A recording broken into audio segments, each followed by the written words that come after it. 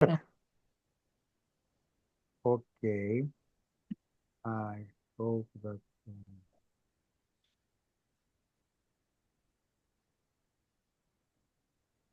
Right.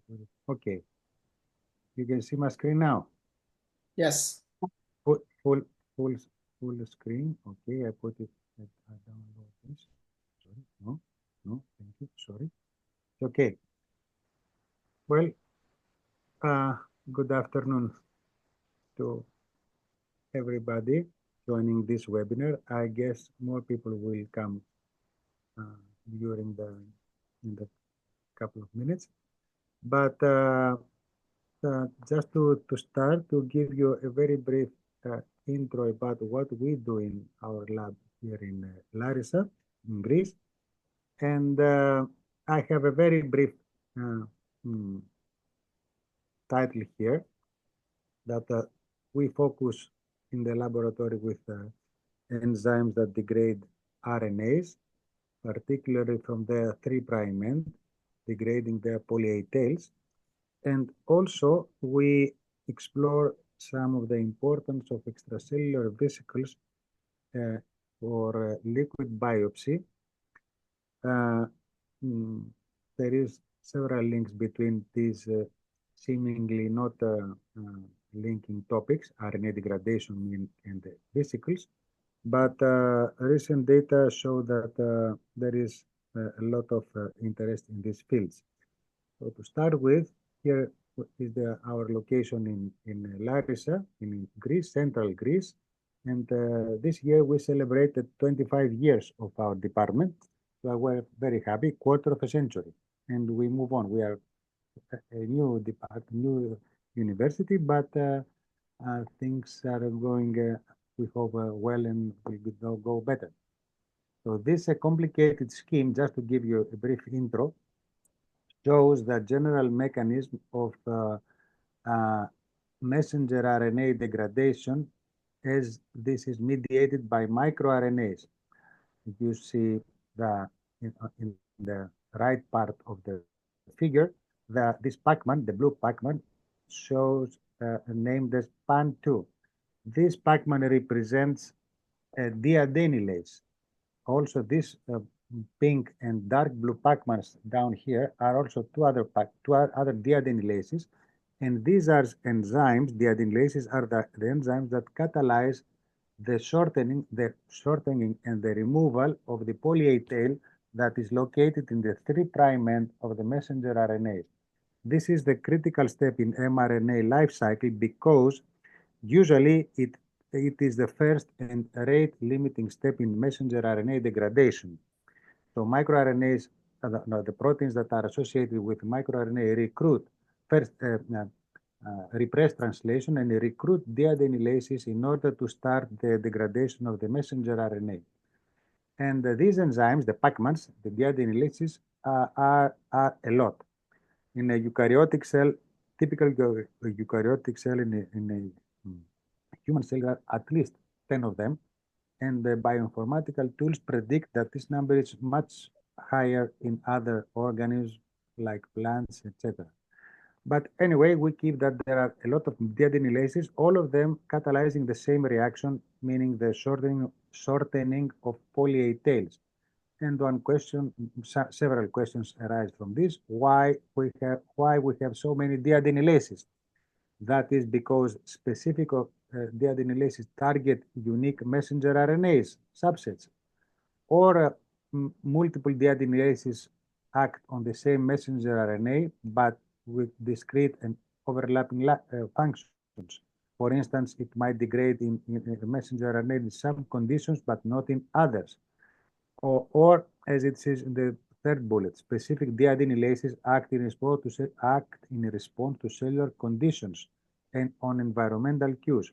I don't have much time, but I can tell you that some of these enzymes follow or seem to follow a circadian expression, and suggesting that it might, let's say, degrade messenger RNAs throughout different periods of the day.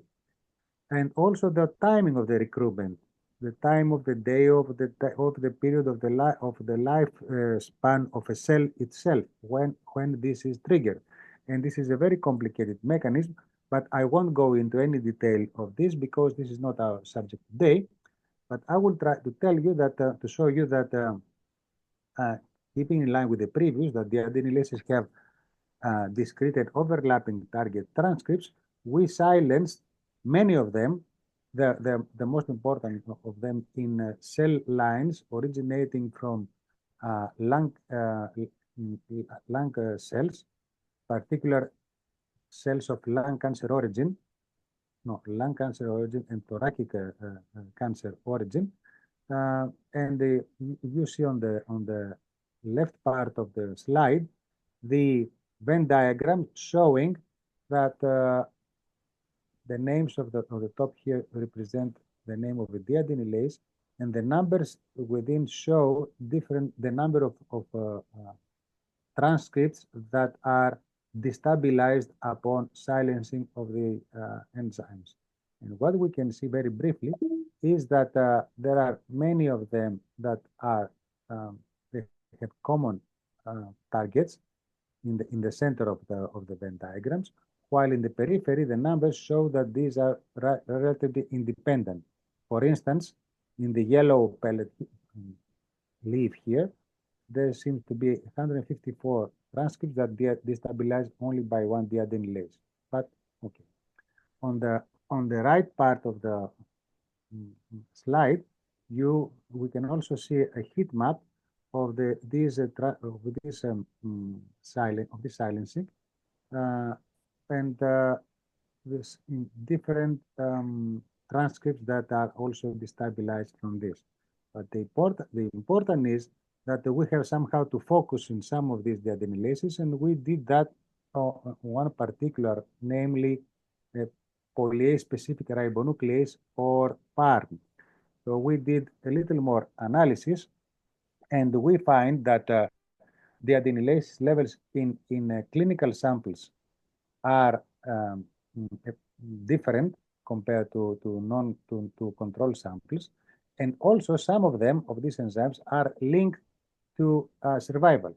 In this on the right part of the image, what you see is that a a survival analysis, showing that polyase-specific ribonuclease PARM, the overexpression in a red dot line or in underexpression in clinical samples, is related to different survival periods. Okay, and we designed a work plan to analyze lung exosomal cargo, and the reason behind this is that, just to very briefly link these two fields, as I told you, because we do know, it is very well known, that in extracellular vesicles are packed microRNAs. MicroRNAs are packed within the extracellular vesicles and transported to the recipient cells in order to modify the gene expression program to reprogram the recipient cell. And they do so because through the microRNAs that they transport, the messenger RNAs of the recipient cells are destabilized, and this destabilization is due to that the microRNA recruit the deadenylases to their targets. So we use the biological fluids that we have available from the university hospital here in Larissa, and developed a protocol, modified a protocol that we call it ExoProK, in order to isolate exosomes, extracellular vesicles, more accurate, from clinical samples and do downstream analysis, meaning RNA-seq and mass spectrometry. The biological fluids could be either the bronchoalveolar fluid, or, for instance, pleural effusions. Pleural effusion is this fluid that is around the lungs, help first for the lubrication of the lungs, but also in pathological conditions, it can go up to several liters, this pleural effusions and contain amounts of exosomes. It is these exosomes that we want to isolate and characterize further in order to find important factors that could be used as for liquid biopsy analysis in the future. And we focus in these biological fluids because they are close to their disease, to the organ that is linked to a disease, as close to the organ as possible. For instance, we use the pleural effusion because it's close to the or surrounding the lungs, or we use bronchoalveolar fluid because it originates from the lungs. So we have the source, the primary source, in order to isolate exosomes from these particular tissues. Okay, and here is some recently relatively recent published work of the protocol, the method to isolate small extracellular vesicles from pleural effusions. And also recently, very recently, we also published together with Irene and other members of the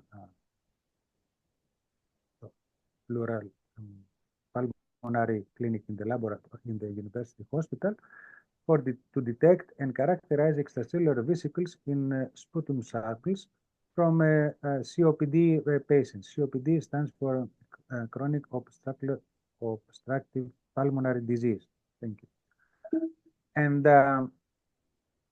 this is a very brief intro. So how we move on is to characterize we are working to characterize the cargo of these exosomes in order to identify the presence or absence of important factors, meaning namely non-coding RNAs, as microRNAs, several proteins that we have, we suspect that they are involved in our research, and whether these can be linked to disease as a disease markers. Very briefly to tell you that some of these microRNAs, we do know from our research that they recruit specific enzymes of the ones that I named you before, the deadenylases, and there are particular microRNA subsets that are activated in order to destabilize specific messenger RNAs. And of course, this is work from many people around through several years. I don't take time to spend with this, just to show some of the funding. And thank you so much for listening to me, because I don't want to waste time and give enough time to Irene, Tsilioni to present our work.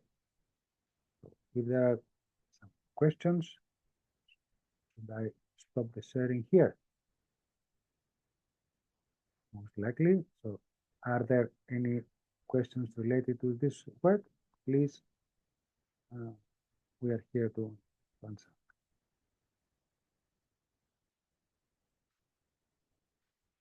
Okay.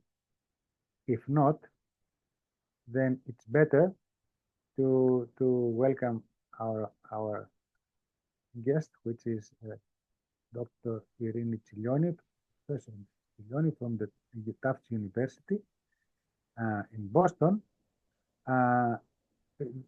Some brief information about her has been circulated in the invitation. So I will not take time from this to use her. So, but I will let all the time available to present our work, and also thank her another time for joining this webinar series. Irene. Good afternoon, everyone. Again, I would like to thank Professor Balatsos for the and all the organizing committee for the invitation to present on the 13th webinar organized by early career investigators under the TransLACOR project. I'll be speaking today about neuroimmune biomarkers in chronic inflammatory diseases. Specifically, I will talk about how research at the bench can translate into better diagnostics and treatments at the bedside.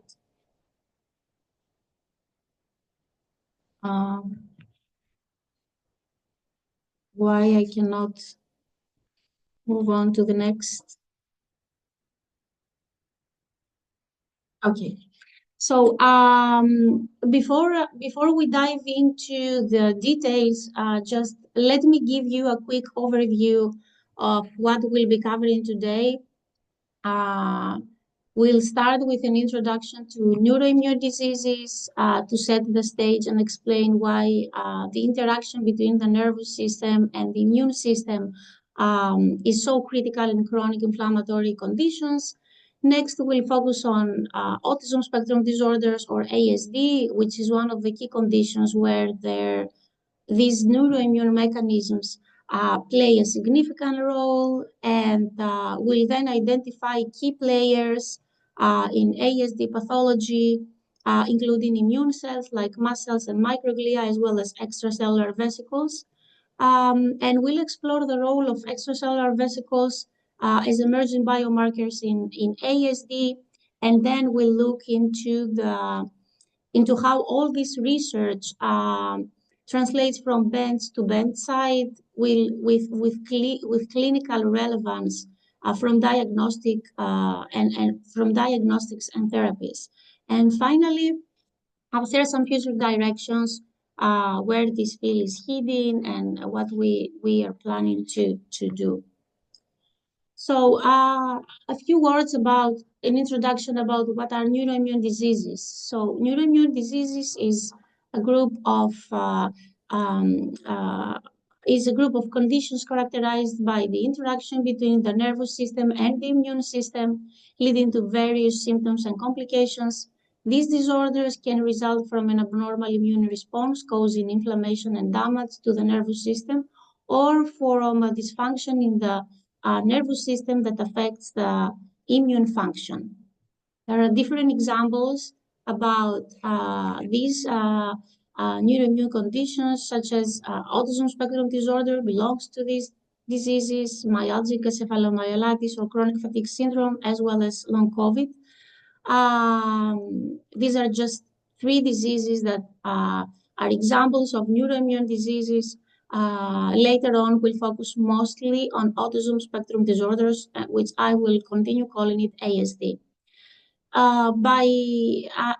So at the center of these diseases are two key processes. One is neuroinflammation, where brain immune cells like microglia and mast cells cause neuronal damage, and immune dysregulation, where the balance between pro and anti-inflammatory signals breaks down.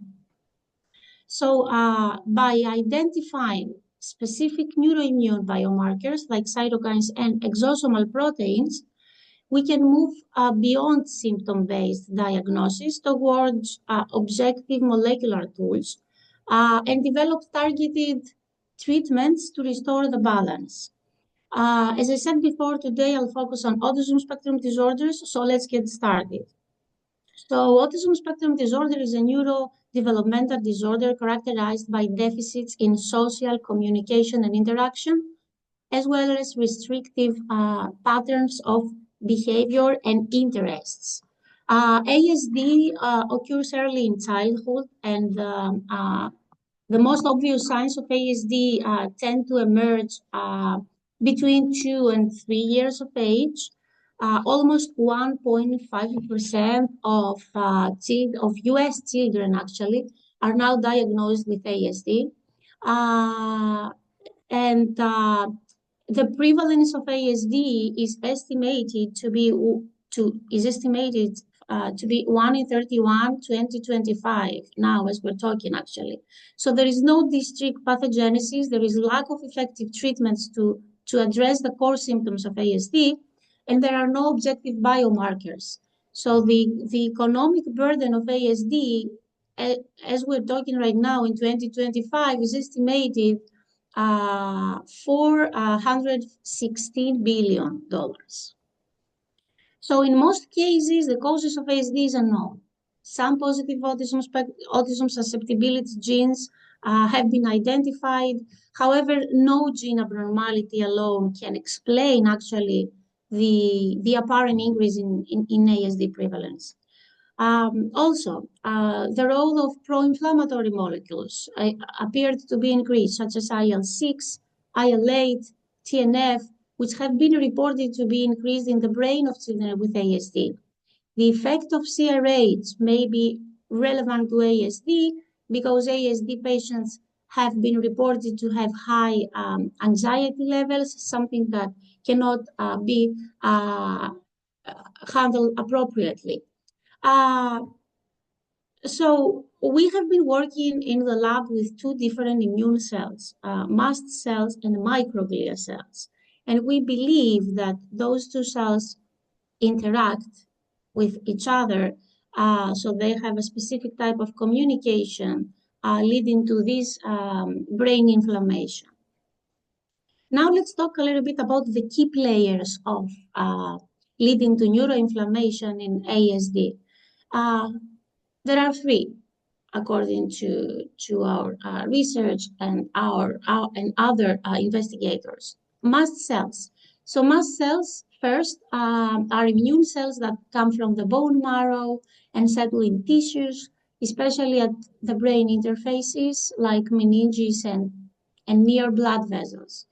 They store preform mediators like histamine and tryptase, and other cytokines. When activated, they actually release these mediators, triggering inflammation and affecting brain function. Next, we have microglia. These are the resident immune cells of the brain. During inflammation, microglia become activated and release pro-inflammatory mediators such as IL-1 beta, TNF-alpha. These cytokines can damage neurons and also amplify disease processes.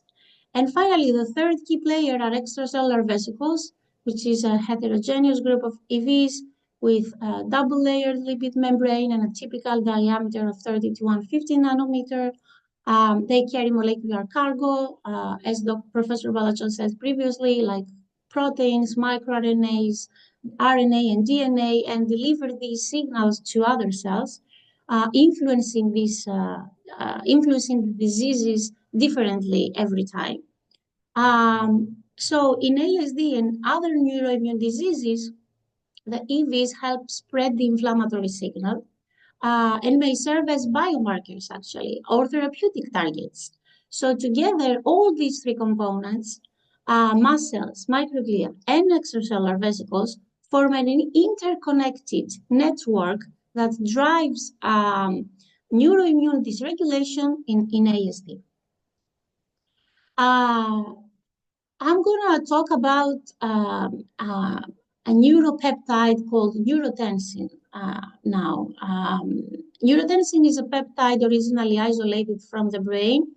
It acts via 3 receptors, and it has not been associated so far with any disease.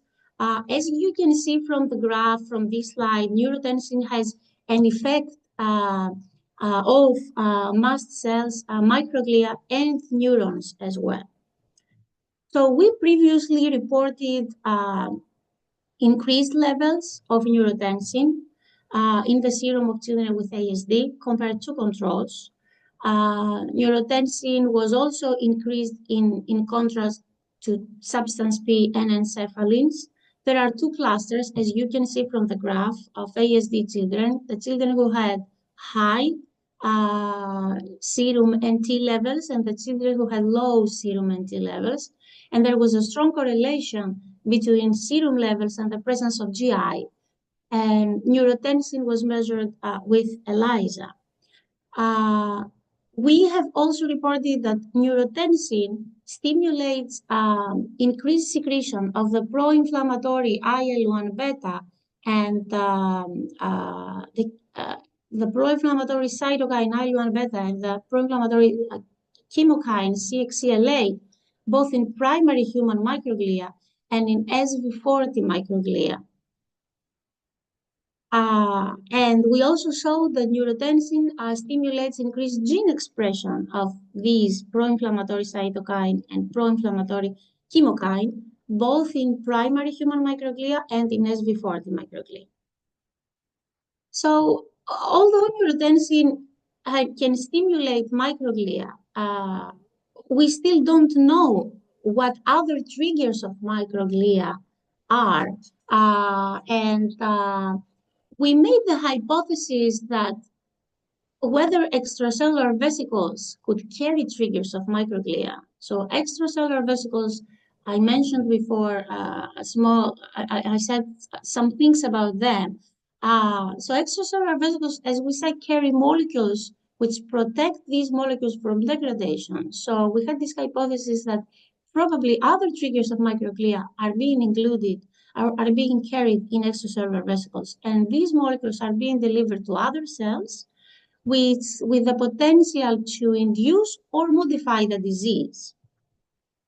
So we had a total of 20 children, 15 male and 5 female, and 11 healthy controls, 8 male and 3 female. Totally, these were isolated from were isolated and purified from 1 ml of serum using the exosome kit from QIAGEN. We conducted characterization analysis of the extracellular vesicles. We did transmission electron microscopy to check for the EV size and distribution, as well as functional analysis of EVs in order to check whether the EV-specific markers CD9 and CD81 were being detected.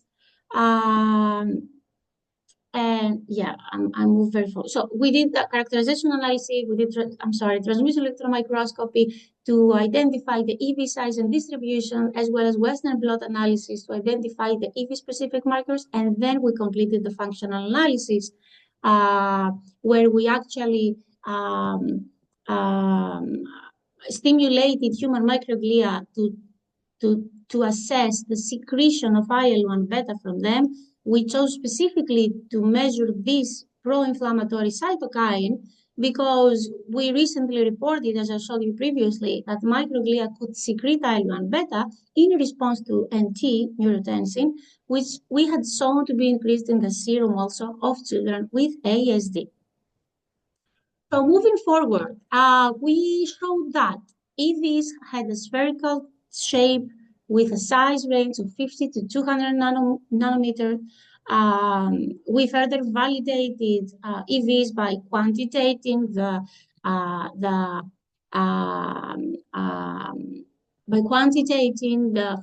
EV membrane-associated markers, CD9 and CD81, both for healthy and ASD children.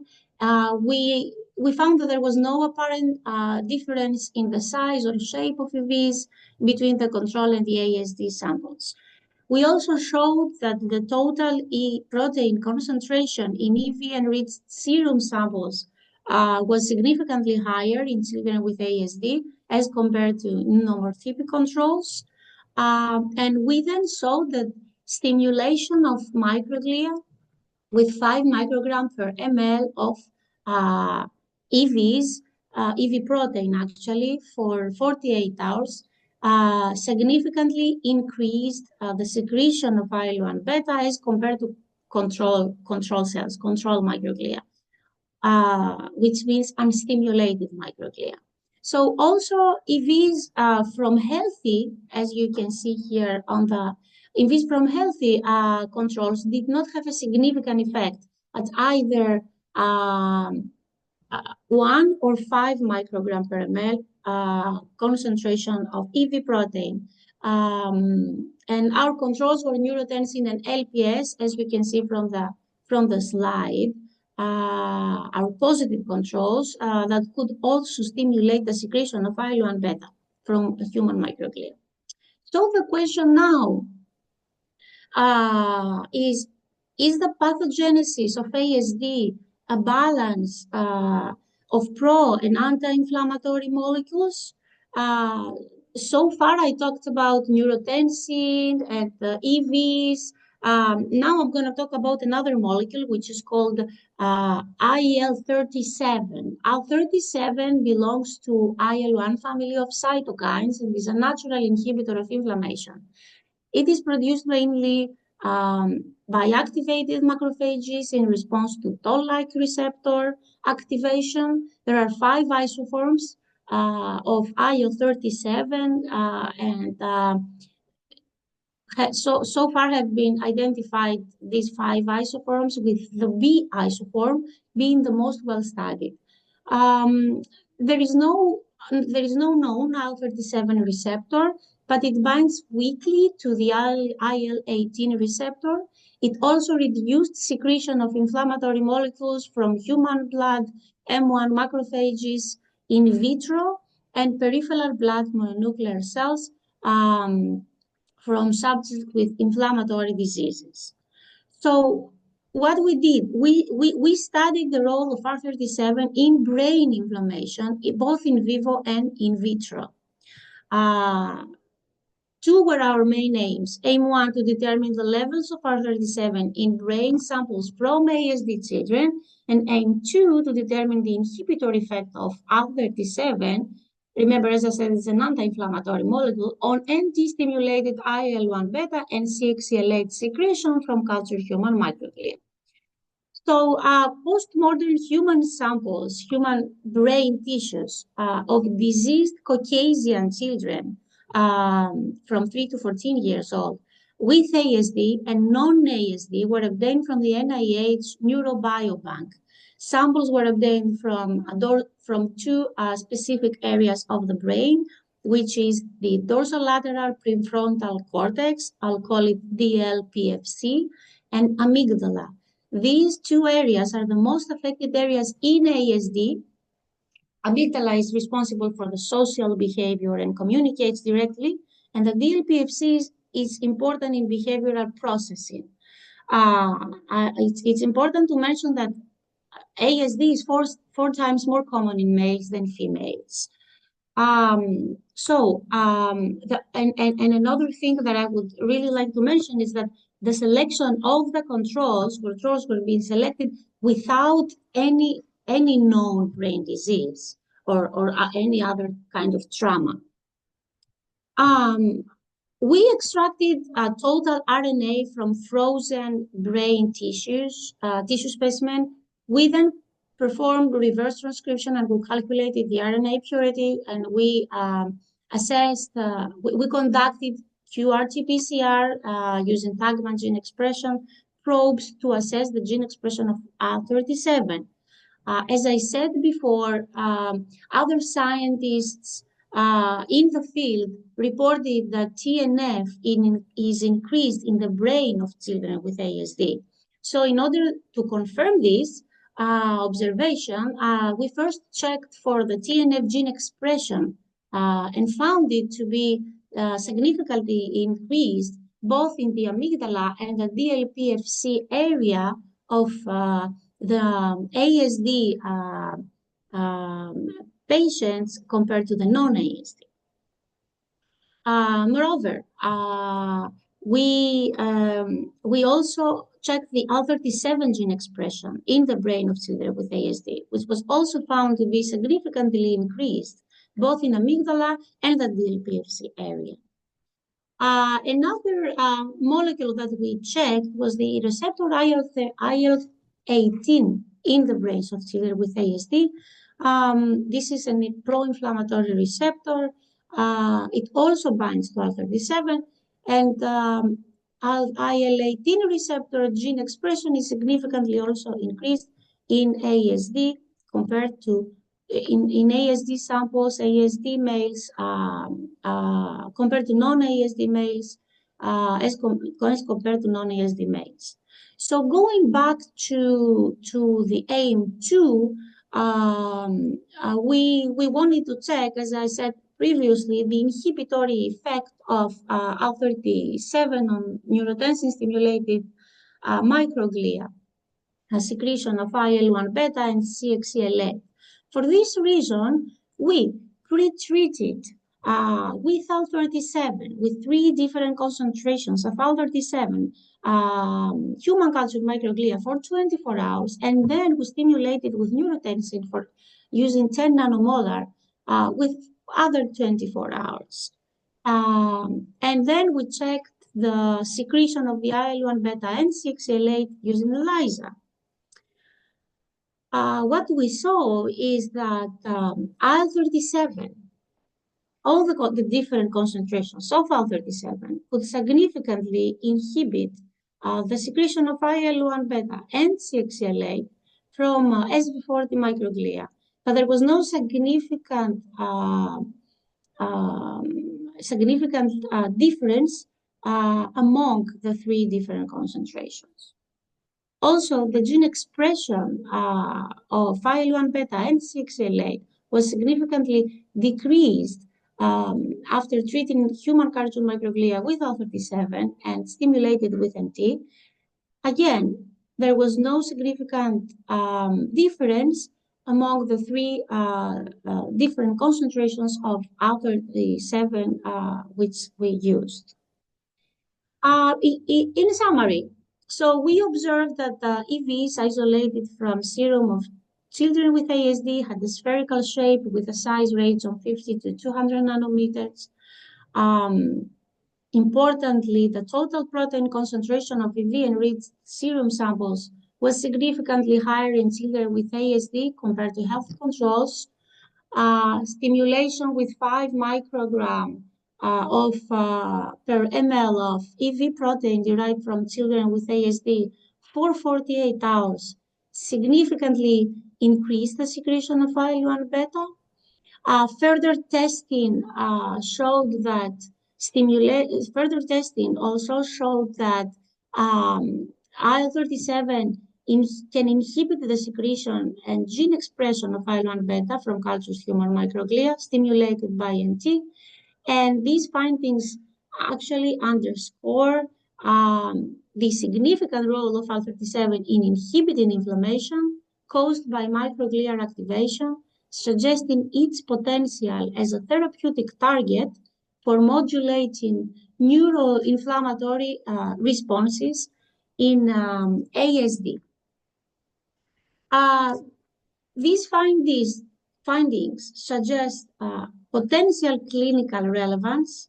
EV biomarkers may allow for minimally invasive blood tests to simplify diagnosis and monitoring, while targeted therapies aiming to restore the immune balance and also reduce neuroinflammation. And this offers like incredible future treatment options.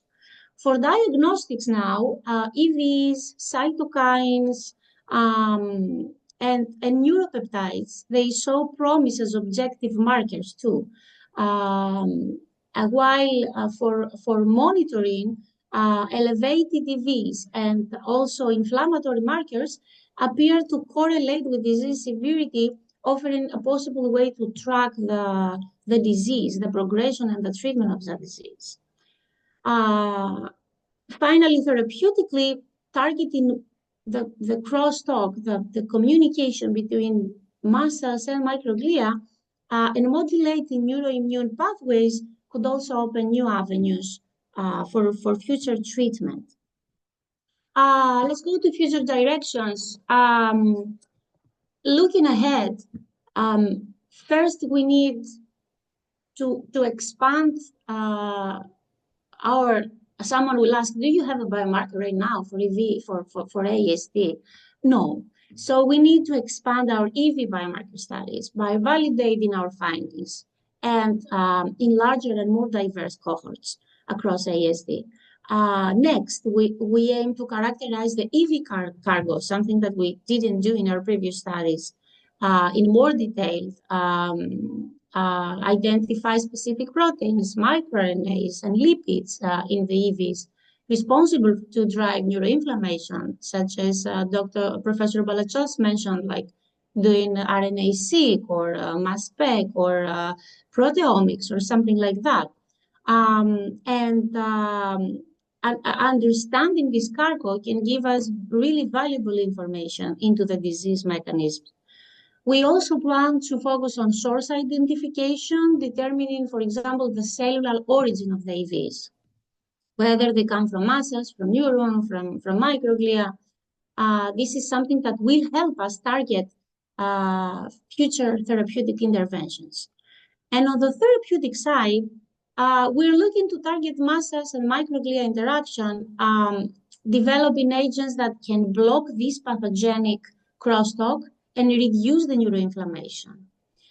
We also want to leverage anti-inflammatory cytokines such as IL-37. This is not the only one, there might be more, and explore similar molecules as potential therapies to actually dampen the chronic brain inflammation. I would like to thank you for your attention, and I hope this small presentation will be helpful, and I welcome your questions. Thank you. We thank you, Professor Tsilioni, for this excellent presentation and for giving us very nice overview of your work and perspective of it. So I would like to ask the audience whether there are questions about the work that has been just presented. Some questions? I have a quick one, if I can. Please. These EVs, these vesicles, are they able to cross the blood-brain barrier? You know, because they go to microglia, and if I get it right, it's in the brain. So. Yes, that's a great question. Yes, definitely. EVs have this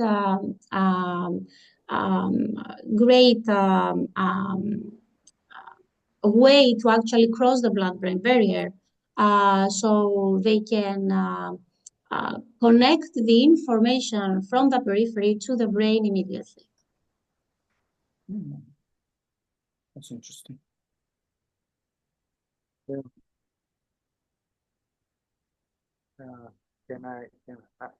I take some to warm a little bit the atmosphere, taking a little bit Adolfo's question a little bit further. One point of skepticism about the use of vesicles is how can we be sure of the true origin, the true source of the extracellular vesicle, because we try to overcome this, to have some more, let's say, stronger evidence. When you take a sample directly from the diseased organ, the damaged organs, the lung, but in case of brain or other tissues that you need to have, let's say, not a direct source, but you have to use, let's say, blood or some other biological fluid. Are there some let's say, markers, not biomarkers for the disease, but to show the origin of the vesicles that you have to focus in order to investigate for markers in this? Thank you. That's a great question. First of all, we don't know whether these EVs from the ASD patients are coming primarily from the peripheral immune cells, or they are localized centrally in the central nervous system. That's an open question. Our current data don't yet identify the cellular origin, but future studies using cell-specific markers could possibly clarify if these EVs are derived from specific cells, either mast cells or neurons or microglia. So understanding this origin is critical in order to target therapeutic interventions. To reply your question for specific markers, yes, mast cells have specific markers. For example, the receptor FcRI is an option. microglia have other markers like TREM2. So you can possibly also look into these these markers in order to identify the original origin of the extracellular vesicles. I'm sorry, just to continue a little bit about the interleucin 37, the IL-37. Do we know, is there any known about the pathway that it activates, and from our point, whether there are microRNAs that involved in these pathways? Because all these cascade pathways, usually they are, let's say, modulated better by microRNAs. Is it something known about that? And I'm asking that for obvious reasons, if they are transported, let's say, through the vesicles of interest. So if IL-37 is inside the vesicles, or only the pathways that trigger?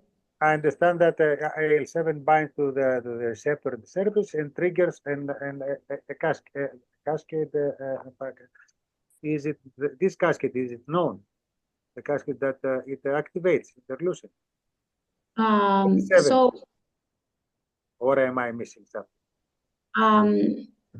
So IL-37 inhibits the secretion of different pro-inflammatory molecules. So IL-37 is not connected with the EVs in that term, but it is something that we would like to also look into, because as of now, IL-37 itself, other researchers and other investigators in other diseases, for example, in osteoarthritis, they're looking for IL-37 right now.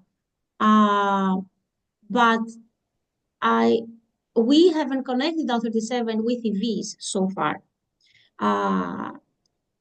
As of now, and as of now, I don't actually know if there are any, for example, clinical trials, let's say, that include the IL-37 itself for ASD or any other neuroimmune diseases. But there is definitely a growing interest on IL-37, and our goal actually now is to produce more preclinical evidence, if you wish, that could support this future development of an IL-37 based treatment or therapy to mimic, this action.